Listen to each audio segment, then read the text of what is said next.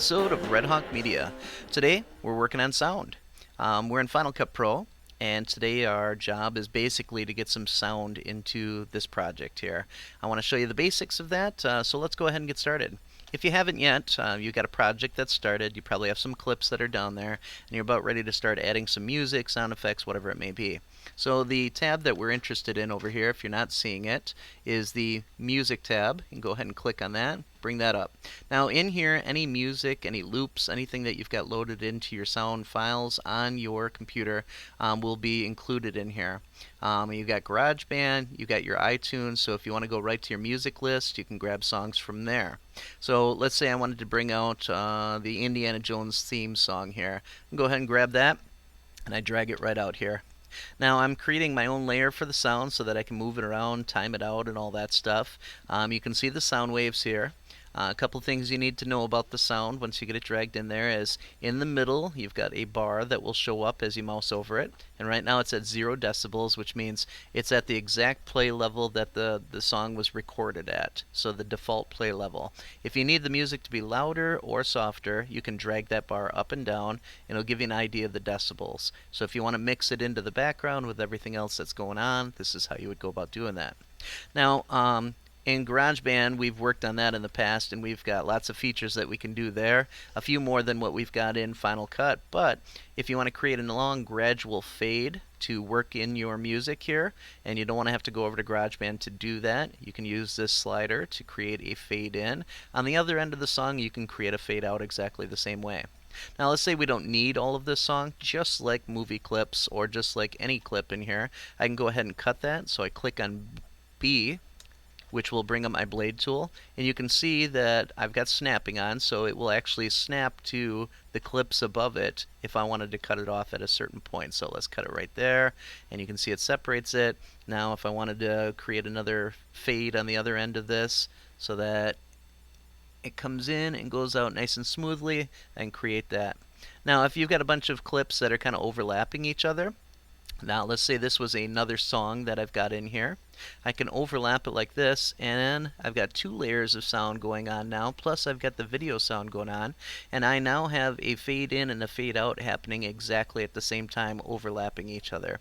So we're working on slideshows in my class. If you had one song that was kind of exhausting itself and you wanted to kind of cue up the next song to come in, this is how you could overlap them to do that.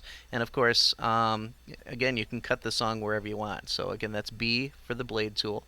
And then I just click wherever I want to cut that, and now I am chopping this song up every which way here. Alright, now that's dragging music from your iTunes library or from GarageBand or your loops or anything else. So if I go into my Apple loops here, I can drop those down and they're all organized, and I can start bringing in very specific things here to this. So if I had sound effects, I could bring that in. If I don't have the music in Final Cut right now, let's say I've got something on my desktop, I can always go and I can still go import media, and I can bring it in that way. The quickest way to probably do it, since it's already saved on my desktop, is I can go ahead and move this over, and I can find the one that I'm looking for, let's say bumper, which is our bumper music for these tutorials. I can bring that in, and then I can line that up wherever I need to. Let's go ahead and move this back over here so we're seeing everything. There we have it. Now, I've got 2 layers of music there. I've got 3 going on simultaneously here with the video as well. Now let's say that you bring in something. I'm just going to remove these to kind of clear the space here. Let's say that you've got music that's actually in one of the clips that you want to use, but currently the music is embedded in the clip. It's part of it. If you want to get that so it's separate so you can move it around, I can always just right click on this clip now because this has some music in it, and I'm going to go and detach the audio. Okay, so now I've got the audio separated and I can move that around, time it out, I can create a fade on it if I want. I've got all those different options here with that music that's included. So it gives you a fair amount of options to bring in media, resize it, cut it up, create those fades, adjust the volume, and all that stuff. If you wanted to add any effects to the music, just like we did the other day or the last tutorial, I can go ahead and go over to my audio, right, and I can adjust things over here.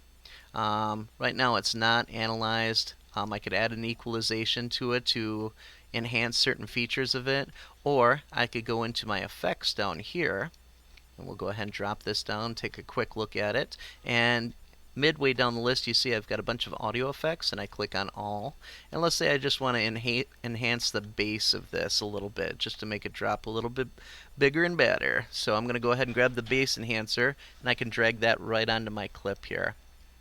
And if I go ahead and mouse over this, got the clip selected up in my audio inspector. If you're not seeing this, remember it's the slider button here. Okay, in my audio inspector I see bass enhancer, and now I can adjust the amount of bass that I want to add into that. If I want to go right into the EQ, if you're good with that, you can go in here and adjust it that way too. Okay, and this would be a great way to go ahead and turn up the effect a little bit more so it has a little bit more power to it.